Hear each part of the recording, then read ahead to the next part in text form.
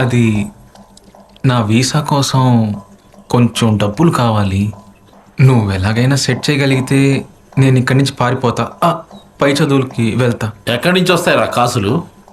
మీ అమ్మని స్థలం అమ్మమ్మను మీ ఫీజు కాకుండా బాకీ పైసలు బ్యాంకులో డిపాజిట్ చేస్తా. నా ఒక్కడి కోసమే కాదు, సవిత కళ్యాణం కోసం కూడా చెప్తున్నా. ఒరే సచిన్, మల్లుని పెళ్లి చేసుకున్నానని నిజామాబాద్లో నాకు రావాల్సిన ల్యాండ్ని మా నాన్న ఇవ్వలేదు. అయినా ఆయన పోయినాక వచ్చిన ల్యాండ్ని మీ నాన్న ఇంకా మంచి రేట్ వస్తుందని అమ్మనీలేదు. ఇప్పుడు పక్కనే బెల్ట్ షాప్ పెట్టారని తాగుబోతుల వల్ల ఎవరూ కొనటం లేదు. నేను తాగడానికి పెట్టారా రాబారు? నాదా తప్పు? లేదు లేదు, నేను ల్యాండ్ అమ్మొద్దు అని చెప్పాను కరెక్టే. దానికి అసలు రీజన్ ఏంటి?